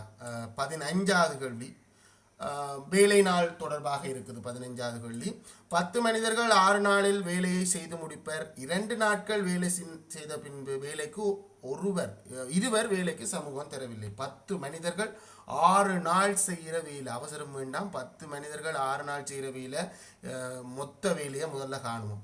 மொத்த வேலையை கண்டுட்டு வேலைக்கு பெறுவோம். மொத்த வேலை வந்து 10 மனிதர்கள் 6 நாள் செய்கிற வேலை என்றால் 60 மனித நாள். அதாவது ஒரு மனிதன் தனியாக நின்று இந்த வேலையை செஞ்சு முடிக்கிறதுக்கு 60 நாள் எடுக்கும் அப்படின்றதான் அந்த மனித நாள் என்றது அர்த்தம். 2 நாட்கள் வேலை செய்த பின்னர் இருவர் வேலை செய்த பின்னர் 2 நாட்கள் வேலை செய்த பின்னர் எஞ்சிய வேலையின் அளவு. முதல்ல 2 நாள் செய்யப்பட்ட வேலையை காணுவோம். 2 நாட்கள் செய்யப்பட்ட வேலை 10 மனிதரும் வேலை செஞ்சவ, 10 பேரும் 2 நாள் வேலை செஞ்சவ. ஆகவே அங்கே 20 மனித நாள் வேலை முடிஞ்சிருக்கும். ஸோ மீதியைத்தான் கேட்டது. மீதி வந்து எங்களுக்கு 60லேருந்து 20 கழிச்சா 40 மனித நாள் வேலை இன்னும் செய்கிறதுக்கு இருக்கும். மனித நாள் வேலை இது ஏன் சார் ஒரு மார்க்ஸுக்கு தந்திருக்காங்கன்னா, நாங்கள் இதை வேறு ஒரு விதத்திலையும் காணலாம். இன்னும் வேலை செய்கிறதுக்கு இருந்தால் 10 பேர் 4 நாள் நின்று வேலை செஞ்சுருக்கணும். அவன் விட்டுட்டு போனதால பிரச்சனை வந்துட்டு. ஸோ 10 தர 4லையும் நீங்கள் இந்த 40 காணலாமன்றதுக்கு இருந்தால் உங்களுக்கு ஒரு மார்க்ஸுக்குரிய கேள்வியாக போகும். எஞ்சிய வேலையை 8 மனிதர்கள் 2 பேர் வேலைக்கு போகணும், வேலையை விட்டு போனால் 8 பேர் தான் நிற்பாங்க. எத்தனை நாட்கள் செய்து முடிப்பார்? எஞ்சிய வேலையை மட்டும். ஸோ அந்த 40 மனித நாள் வேலையையும் 8 பேருக்கு பிரித்து கொடுத்தனண்டா, ஒரு ஆள் 5 நாள் படி வேலை செஞ்சா எல்லாரும் சேர்ந்து 5 நாள் வேலை செஞ்சுட்டோம்டா வேலை முடிஞ்சிடும். ஆகவே கேட்ட கேள்விக்கு விட 5 நாட்கள். அந்த வேலைக்கான நாட்கள்லாம் கேட்டது. மேலதிக நாட்கள் என்று சொன்னா தான் நாங்கள் மொத்தம் வேலை எத்தனை நாள் போச்சு அதெல்லாம் பார்க்கணும். ஸோ கேட்டது 40 மனித நாள் வேலை, இந்த இடத்துல ஒரு புள்ளி, 5 நாள் இந்த இடத்துல ஒரு புள்ளி, அவ்வளவுதான். ரைட், இது ஒரு சின்ன சமநிலையை தீர்த்து தீர்வுகளை, எந்த தீர்வுகளை நோமலா சொல்லியிருக்கு. நேர் நிறையன் மறை நிறையன் அப்படி ஒன்றும் இல்லை, நோமலா தீர்த்து தீர்வை கீழே உள்ள தீர்வுன்றது அப்போ எல்லா தீர்வும் தசமம் பின்னம் உட்பட எல்லாரையுமே இந்த எண்கோடில் குறிக்கிறது. வட்டம் போட்டு நாங்கள் அங்கே நிறந்துட்டி விடுறோம், அதை சொல்லுவது. சரி, தீர்க்கணும். தீர்க்காமல் சொல்லிடாது. இது எக்ஸுக்கானது தான் சொல்லணும். இந்த கோவை வந்து இருக்குது 3x ஆக 2 கோவை 8 விட பெரிதாக அல்லது சமனாக இருக்கிறதுக்கு எக்ஸ் எப்படிப்பட்டிருக்கும், அதான் தீர்வு. அப்போ நாங்கள் சக 2 அங்கே அனுப்புவோம். சக 2 அங்கே போனால் கழிச்சா 6. 3x 6 விட பெரிதாக அல்லது சமனாக இருந்தால் தான் இந்த கோவை 8 விட பெருசாக அல்லது சமனாக இருக்கும். 2 பக்கம் 3ஆல் வகுப்போம். எக்ஸை பற்றி காண்றதுக்கு எக்ஸ் 2 விட பெரிதாக அல்லது சமனாக இருந்தால்தான் இந்த கோவை 8 விட பெரிதாக அல்லது சமனாக இருக்கும். ஸோ 2 விட பெரியது. 2ல் வட்டம் தீட்டி 2 நிரப்புவீங்க. வடிவ வாசிங்க. இந்த இடத்துல பிள்ளைகள் பிழைக்கிறது. எக்ஸ் ரெண்டிலும் பெரியதாக இருக்க வேண்டும். பெரிய ஆக்கள் எங்கே இருப்போம்? எக்ஸ் இந்த தீர்வை தான் தேடி போகிறோம். எக்ஸ் இந்த இப்போ 2 அப்படி வட்டம் போட்டோம்னா குட்டி குட்டி குட்டியாக வட்டம் போட போகிறேன். அந்த குட்டி குட்டி வட்டங்கள் நிரம்பித்தான் அது டார்க் லைன் வரப்போகுது. எந்த பக்கம்? பெரிய ஆக்கள். இடப்பக்கமா வலப்பக்கமா? வலப்பக்கம். இஞ்சால நேர் பக்கமாக இருப்பேன். இந்த பக்கம் முழுமையாக நிறந்துட்டோன்னு இல்லை பிள்ளைகள். நான் தீட்டுவேன். சில நேரம் இடையிலேயே அம்புக்குறியை போட்டுட்டும் அந்த நிறந்துட்ட பஞ்சு உள்ளாக்கள் போகலாம். தீர்வுக்கு ஒரு புள்ளி, தீர்க்கிறதுக்கு ஒரு புள்ளி, தீர்வுக்கு ஒரு புள்ளி. அரியத்தின் முகங்களை இனங்கான்றதுதான் கேள்வியாக வரும். 17வது கேள்வி. தரப்பட்டுள்ள அரியத்தின் ஒரு செவ்வக முகத்தின் அளவுகள் கீழே தரப்பட்டுள்ளது. ஏனைய முகங்கள் இரண்டையும் ஏனைய செவ்வக முகங்கள் இரண்டினையும் அளவீடுகளுடன் வரைந்து காட்டுக. அதுவும் எங்களுக்கு இப்போ இது இந்த முகம் என்று சொன்னால் இந்த கீழே இருக்கிற முகம் வரையப்பட்டிருக்கு. 3 சென்டிமீட்டர் அகலமும் 8 சென்டிமீட்டர் நீளமும் இருக்கிற மாதிரி கீறி இருக்கு. நாங்கள் மற்ற 2 முகமும் பரும்படியானது தானே, கொஞ்சம் அளவுகள் பிழைச்சாலும் பிரச்சனை இல்லை. அடுத்தது இங்கே மேலே இருக்க பெரிய முகத்தை கீறன், அது இந்த நீளம் 8 சென்டிமீட்டராக இருக்கும். இல்லாட்ட நீளம் 8 சென்டிமீட்டர், இது இந்த அகலம் 5 சென்டிமீட்டராக இருக்கும். அடுத்து நான் பின்னுக்கு இருக்கிற முகத்தை கீறன், அது இந்த நீளம் 8 சென்டிமீட்டராக இருக்கும், அகலம் 4 சென்டிமீட்டராக இருக்கும். செவ்வக முகங்களை தான் கீற சொன்னது. ஸோ அளவீடுகளோட கீறணும். செவ்வகத்தை குறியீடு ரீதியாக நீங்கள் குறிக்கிறேன்டா இந்த 4 உச்சி கோணமும் செங்கோணம் என்று குறிக்கணும். அவர் கீறின செவ்வகத்திலேயே அப்படி குறிக்கல, பார்க்கறதுக்கு செவ்வகம் மாதிரி இருந்தால் போதுமானது. அளவீடுகளோட ஒவ்வொரு முகங்களையும் இனங்கான்றதுக்கு ஒவ்வொரு புள்ளி கிடக்கும். ஏன் அவங்க அளவீடுகளோட இனங்கான சொல்கிறாங்கன்னா சில புள்ளிகள் இதை இணைகரம் என்று நினைக்கும் அப்படின்ற எண்ணத்தில் அவங்க அளவீடுகளோட வரைஞ்சி காட்டுங்கன்னு சொல்கிறாங்க. பொருளொன்றுக்கு 12% தீர்வை அறவிடப்படுகின்றது. தீர்வு என்றது நாங்கள் இறக்குமதி செய்யும் போது அறவிடப்படுகின்றோம். ஒவ்வொரு வரியும் ஒவ்வொரு இடத்துல அறவிடப்படும். தீர்வை என்றது இறக்குமதி வரி என்ற ஒரு மறுபெயர் இருக்கு. ஒரு பொருளை நாங்கள் எங்களோட நாட்டுக்குள்ளே கொண்டு வரும்போது அறவிடப்படுகின்ற வரியைத்தான் நாங்கள் தீர்வை வரி என்று சொல்லுவோம். ஸோ எங்களோட நாட்டுக்குள்ளே வரும்போது 12% அது ஒவ்வொரு பொருளுக்கு தீர்மானிக்கப்படும் பிள்ளைய. அப்படி 18,000 ரூபா பெறுமதியான பொருளுக்கு தீர்வை பணம் செலுத்திய பின் அதன் பெறுமதி 18,000 ரூபா நீ பொருளை வாங்குற, நீ வாங்கி வந்து வாங்கிட்டு வரலாம், இல்லை நீங்கள் ஆன்லைன்லேயே ஆர்டர் பண்ணி எடுக்கலாம். இப்போ என்ன வரும்போது உங்களுக்கு இடையில நின்றுட்டு சொல்லுவாங்க உங்களுக்கு இந்த டெக்ஸ் கட்ட கிடக்கு, நீங்கள் டெக்ஸை கட்டி நீங்கள் தான் மிச்சம் அங்காள நகரம் உண்டு. ஸோ நீங்கள் போய் போஸ்ட் ஆஃபீஸில் கூட இப்போ டெக்ஸ் கட்டலாம். அப்படி கட்டும்போது தான் அங்காள நகரம். அது மெயின் போஸ்ட் ஆஃபீஸுக்கு போகணும். இப்போ யாழ்ப்பாணம்ண்டா நீங்கள் ஜெஃப்னாவுக்கு போகணும். அங்கே மெயின் மாவட்டத்துக்கு ஒரு போஸ்ட் ஆஃபீஸ் இருக்குது. ஸோ அங்கே போய் நீங்கள் டெக்ஸை கட்டி அதை கிளியர் பண்ணி எடுக்கலாம். ஸோ அதே மாதிரி தான் இப்போ 18,000க்கு இப்போ எவ்வளோ வரி கட்டணும்? முதல்ல வரியை காணுவோம். இது வேகமாக காணலாம். இன்னும் ஒரு வழி இருக்கும். 112% வரியை காணுவோம். 18,000 வேகமாக போகிறத விட இப்படி போகிறது நல்ல. அவ்வளோ அவசரம் எங்கே போகிறோம்? சுருக்கு மேலே கீழே இன்னண்டா தர 12%, 100 மேல் 12 அடிக்கடி சொல்லியாச்சு. 180 96 6 போட்டு 9 மிச்சம், அங்கால 12 9 21. ஸோ 2,160 ரூபா எங்களுக்கு என்ன வரப்போகுது? டெக்ஸாக கட்டணும். ஸோ இப்போ பொருள் இந்த பெறுமதி, நீ இப்போ பொருளை வெளியில் கொண்டு வந்து விற்கிறேன்னா நீ 18,000 ரூபாவுக்கே கொடுப்பியா? இல்லை. எவ்வளவு கொடுப்பேன்? 18,000. அதை விட நாங்கள் செலுத்தின டேக்ஸ், அதை விட நாங்கள் லாபத்தையும் ஒன்று எதிர்பார்ப்போம். சரி, இப்போ நானே எனக்கு தான் கொண்டு வந்திருக்கேன்னா இந்த பொருளுக்காக இவ்வளவு செலவழிச்சதை நான் சொல்லி காட்டுவேன். என்ன இவ்வளவு செலவழித்து தான் இதை கொஞ்சம் இறக்கினாங்கள் அப்படின்றத சொல்லுவேன். 20,160 ரூபா இப்போ பொருள் இந்த புதிய பெறுமதியாக இருக்கு. டெக்ஸை காண்ற அந்த 12% பெருக்கணும்ன்றதுக்கு ஒரு புள்ளி வரும், புதிய பெறுமதிக்கு ஒரு புள்ளி. இதை சில நேரம் நேரடியாக 112% அப்படி என்ற அந்த அடிப்படையிலையும் நேரடியாக நீங்கள் இந்த முழுமையாக இதை செய்து முடிக்க முடியும். அடுத்த கேள்விக்கு போவோம். 19வது கேள்வி. தரப்பட்டுள்ள உருவில் ஓவை மையமாக கொண்ட வட்டத்தின் விட்டம் PR ஆகும். ஒரு விட்டம் வட்டத்தின் விட்டத்துக்கு இருக்கிற தொடர்பை சொல்லுங்க. வட்டத்தின் விட்டத்தால பரிதியின் எந்த ஒரு பகுதியிலையும் எதிரமைக்கின்ற கோணம் செங்கோணம். அரைவட்ட கோணம் செங்கோணம். ஓகே, சரி, செங்கோணம். அதை விட்டம் என்று சொன்னோட எனக்கு அதுதான் ஞாபகத்துக்கு வருது. அதை நான் போட்டுட்டேன். QS என்பன வட்டத்தின் விட்டத்தில் அமைந்துள்ளது. QS என்றது வட்டத்தில் அமைந்துள்ளது. வட்டத்தில் அமைந்துள்ளது. இரு புள்ளிகளாகும். PR இந்த நீளமும் PQ இந்த நீளம். ஸோ PQ இந்த நீளமும் QR இந்த நீளமும் சமனான். 2 நீளங்கள் சமனாக இருந்தால் அந்த முக்கோணம் மட்டும் இந்த கணக்கு தெரியணும். ரெண்டு கோணங்கள் சமன். இவர் ரெண்டு பேரும் சமன்ண்டா இவர் ரெண்டு பேருக்கு நான் எக்ஸை போடுறேன். இவர் எக்ஸ்ண்டா ரெண்டு பேரையும் கூட்ட எங்களுக்கு எத்தனை பாக வரணும்? 45 பாக. இவர் முதலாவது கேட்ட கொள்ளியிலே இருக்கு PQR. PQR இந்த பெருமன் அது 90 பாக. காரணம் கொடுக்கணுமோ கேட்டா மட்டும் கொடுங்க. பகுதி ஒன்றுக்கு கேட்டா மட்டும் காரணம் கொடுக்கும். அரைவட்ட கோணம் செங்கோணம் அந்த தேட்டம் தான் இது 90 பாகையா தருது. அடுத்தது இந்த கோணத்தை கேள்விடுது பிள்ளைகள். இந்த கோணத்தை எப்படி காணலாம்டா இது ஒரு துண்ட கோணத்துக்குள்ளால காணலாம். Pயிலிருந்தும் Qயிலிருந்தும் வட்டத்தின் பரிதியில் Sல எதிரமைத்த கோணமும் Rல எதிரமைத்த கோணமும் இந்த PQ என்ற நானால ஒரு துண்டத்தில் எதிரமைக்கிற கோணங்கள் ஒன்று கொண்டு சமன். அந்த அடிப்படையில் நாங்கள் இந்த கோணத்தை கண்டா காணலாம். இது ரெண்டு பேரும் 10x இந்த கோணத்துக்குள்ள அப்ளை பண்ணுறேன். 10xோட 90 கூட்டினா 180 பாக வரணும். ஸோ 2x சமன் 90 அங்கால போனால் கழிவிடும் 90 x சமன் 2ஆல் பிரிச்சா 45. ஆகவே PSRம் அது PSQவும் அதே 45 பாக தான். அப்போ 90 பாகைக்கு ஒரு புள்ளி, 45 பாகைக்கு ஒரு புள்ளி, ரெண்டுக்கும் 2 புள்ளி கிடைக்கும். அடுத்தது ஒரு சைன் தீட்டா வந்து பெருமதியை தந்துட்டு கொஸ் தீட்டா வந்து பெருமதியை கேள்விடுது. சூத்திரம் இருக்குது. சைன் தீட்டாவும் கொஸ் தீட்டாவையும் தொடர்புபடுத்துகிற மாதிரி ஒரு சூத்திரம் இருக்குது. வேண்டாம், நம்ம முக்கோணத்தில் அப்ளை பண்ணுவோம். ஒரு முக்கோணம் சைன்ண்டா என்ன, சைன் தீட்டாண்டா என்ன, எதிர்பக்கத்துக்கும் செம்பக்கத்துக்கும் இடையில் இருக்கிற விகிதம். கொஸ் தீட்டாண்டா என்ன, அயல் பக்கத்துக்கும் செம்பக்கத்துக்கும் இடையில் இருக்கிற விகிதம். டான் தீட்டாண்டா என்ன, எதிர்பக்கத்துக்கும் அயல் பக்கத்துக்கும் இடையில் இருக்க விகிதம். இதை பாடமாக்குறதுக்கு நீங்கள் ஏதோ ஒரு ஐடியா வச்சு பாடமாக்கி கொள்ளுங்க. ரைட். இப்போ நாங்கள் இங்கே இருக்கிற சைன் விகிதம் தந்துருக்கு. சைன் எதிர்பக்கம் 12 செம்பக்கம் 13. அப்போ எதிர்பக்கம் 12 அப்ளை பண்ணு, செம்பக்கம் 13. பிசி இந்த நீளத்தை காணணும். எக்ஸ் எட்டு போடும்.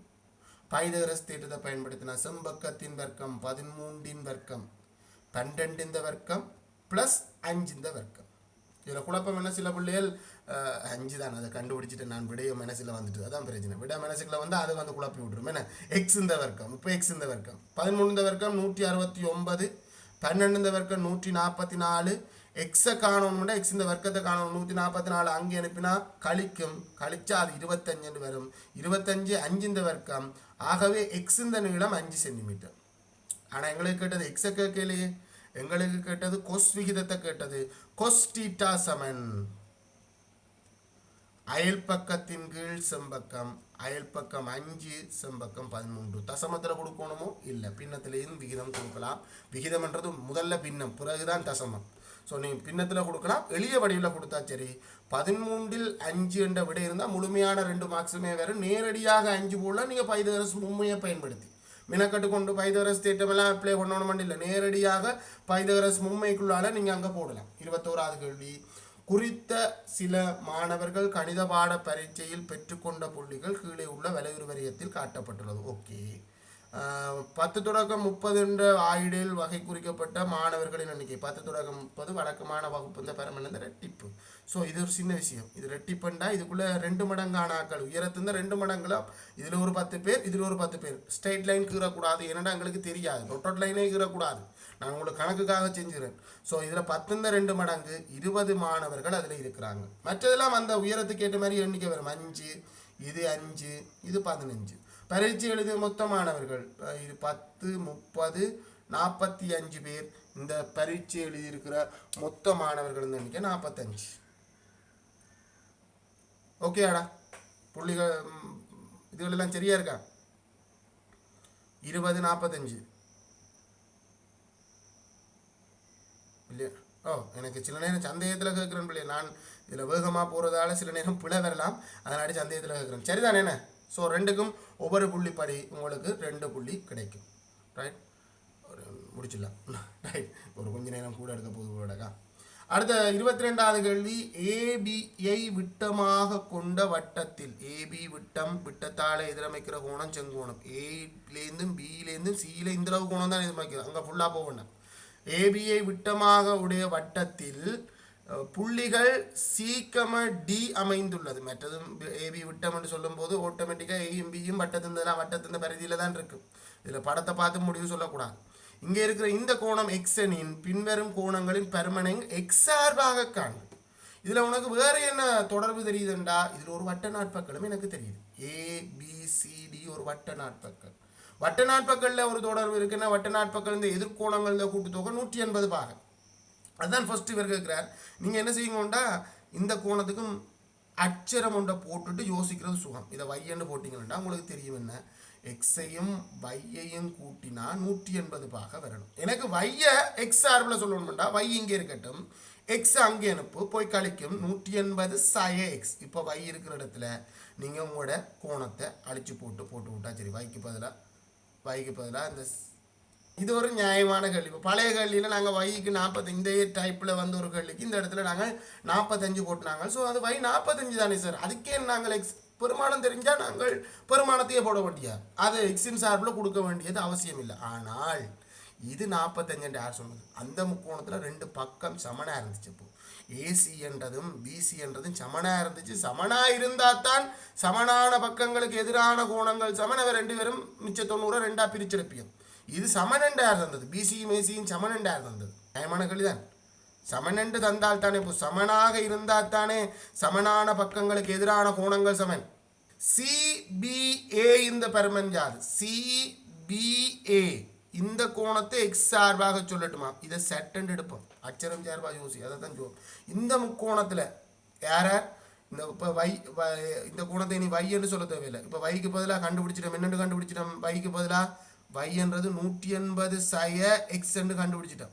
ஸோ நாங்கள் இப்போ அந்த தொடர்பை பயன்படுத்துவோம். பெரிய எந்த முக்கோணி ஏபிசியில் பயன்படுத்துகிறேன். 90 பாக, அடுத்தது செட் பாக, அடுத்தது 180 சய எக்ஸ் பாக. இவ்வளவு பேரையும் கூட்டினா எனக்கு 180 பாக வரணும். முக்கோணத்தின் அகக்கோணங்களின் கூட்டுத்தொகை என்ற ஐடியாவில் இவ்வளத்தையும் கூட்டினா பேரையும் கூட்டினா 180 பாக வரணும். முக்கோணத்தின் அகக்கோணங்கள் என்ற ஐடியாவில். சரி, இங்கே எனக்கு செட் தான் தேவை. செட்டை தவிர மிச்சம் எல்லாரும் அங்கே இருப்போம். செட் சமன் அங்கே ஆல்ரெடி இருக்கிற 180, இங்கே இருந்து போகிற சக 90 சய 90, இங்கேருந்து போகணும் சக 180 சய 180, இங்கேருந்து போன சய எக்ஸ் சக எக்ஸ். இதில் சக 180 சய 180 0.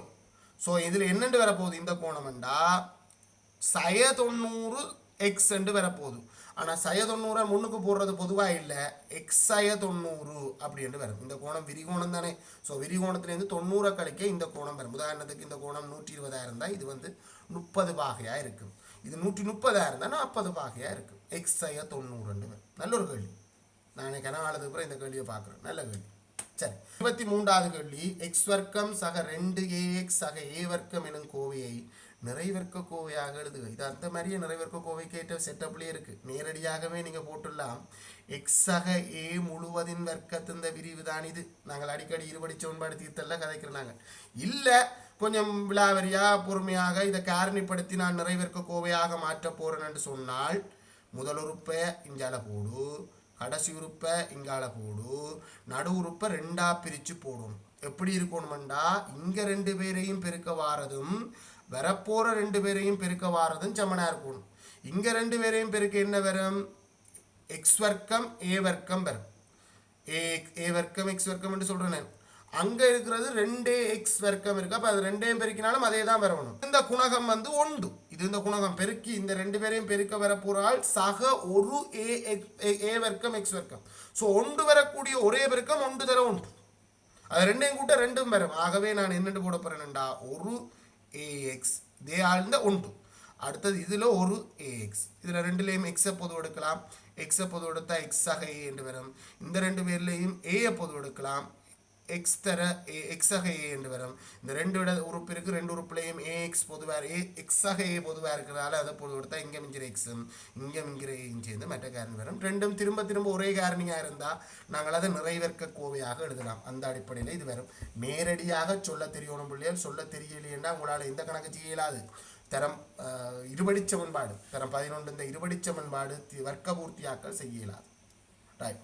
24வது கேள்வி ஒழுக்கு தொடர்பான கேள்வி. வீட்டு தோட்டம் ஒன்றில் ஏபி பிசி எனும் மதில்களை உருக்காட்டுகின்றது. 2 மதில் நாங்கள் இது வானத்திலிருந்து பார்க்குற கிடைத்தல அளவடை படம் போல இருக்கு காட்டுகின்றது. ஏபி பிசி என்பவற்றுக்கு சமதூரத்திலும் 2 நிபந்தனை தரப்படுது. ஏபி பிசி என்பவற்றிலிருந்து சமதூரத்திலும் பூச்செடிகள் நாட்டப்பட்டுள்ளது. கணக்கு அப்போ அது ஒரு ஒழுக்கு தானே, 2 நிபந்தனையில் ஒரு நிபந்தனை. நாட்டப்பட வேண்டியுள்ளது ஒழுக்கு தொடர்பான அறிவை பயன்படுத்தி அவற்றை நாட்ட வேண்டிய இடங்களுக்கு பொருத்தமான இடங்களை குறித்து காட்டுவேன். ஏபியிலேருந்தும் பிசியிலேருந்தும் சமதூரத்தில் இருக்கிற புள்ளிகளை நீ கண்டுபிடிக்கணும். அது இந்த கோண இருகுறாக்கியில் இருக்கும். இந்த கோண இருகுறாக்கியை நாங்கள் சரியாக கண்டுபிடிக்கணும்டா, கவராயத்தை வச்சு பியில் ஒரு வில்லை குத்தி அதில் ஒரு வில்லை வெட்டி, கவராயத்தை குத்தி வில்லொட்டை வெட்டி இந்த வில் வெட்டுற புள்ளிகள்லேருந்து அந்த ஒரு புள்ளியை சமதூரத்தில் இருக்க ஒரு புள்ளியை கண்டுபிடிச்சு அதை இணைப்பதன் மூலம் இதில் எங்கே வேணுமென்றாலும் பூச்செடிகள் நடலாம். இதுதான் அந்த ஒழுக்கு. அது ஒரு லைனில் நான் நெவ நட புரியும். ஸோ ஒரு ஒழுக்கு தான், ஒரு ஒழுக்குற நம்மளோட கேள்வி ஒரு ஒழுக்குலே நேரடியாக கேள்வி கேட்டிருக்கு. அந்த அந்த ஒழுக்கை கண்டுபிடிக்கிறதுக்கு பரும்படியாகவும் கீறலாம். இது நான் கீறினது அமைப்பு ரீதியாக. பரும்படியாக கீறா சும்மா ஒரு கூட கீறிட்டு இது கோண இருகூறாக்கி என்று அடையாளப்படுத்துறது. ரெண்டும் சரியா, பரும்படியாக கீறலாம். 25வது கேள்வி, தரப்பட்டுள்ள வெண்ணுருவில் உள்ள தகவல்களுக்கு ஏற்ப பின்வரும் தொடர்புகளில் சரியானவற்றுக்கு எதிரே சரியெனவும் பிழையானவற்றுக்கு எதிரே பிழையெனவும் அடையாளமிடுக. ஏ இடைவெட்டு பிக்கு சமனாம், தொடைக்குள்ள தொடை இருக்கும்போது ஏ தொடை 2 இடமும் ஏ தொடை தான். இதுவும் இந்த பிரதேசம் தான். பி தொடை என்றது இது மட்டும்தான். ஏ இடைவெட்டு பி என்றால் ஏயும் பியும் இருக்கிறது பியில் மட்டும்தான். ஓம் சரி. ஏ ஒன்றிப்பு பி என்றது அப்போ பிள்ளை. ஏ ஒன்றிப்பு பி என்றது ஏஎம் பியும் சேர்த்தா அது ஏ தொடைக்கு சமன். மொத்தமாக பார்த்தா அது ஏ தொடை. இது சரி, இது பிள்ளை. 4 கூற்றுக்கும் ஒவ்வொன்றுக்கும் அரைப்படி பிளான் பண்ணுங்க. அதாவது 4ம் சரி என்றாலும் சரி, 3ம் சரி என்றாலும் சரி, உங்களுக்கு 2 புள்ளி தான் வரும். 1 சரி என்றாலும் சரி, 2 சரி என்றாலும் சரி, 1 புள்ளி வரும். எல்லாமே பிள்ளை அப்படின்றா மட்டும்தான் புள்ளி இல்லாமல் போகும். ஆக மொத்தத்தில் 25 கேள்வியும் பார்த்து முடிச்சிட்டோம். கொஞ்சம் நேரம் கூடித்தான் போச்சு. மொத்தம் 50க்கு உங்களுக்கு எத்தனை புள்ளி அப்படின்றத கட்டாயம் பதிவிட வேண்டும். போட்டோ எடுத்து அனுப்பலாம். இல்லை சார் நான் செஞ்சேனான்னு சும்மா நீங்கள் சொல்ல தான் செஞ்சு பார்த்தனான் அப்படின்றாலும் பிரச்சனை இல்லை, கட்டாயம் பதிவிடும்.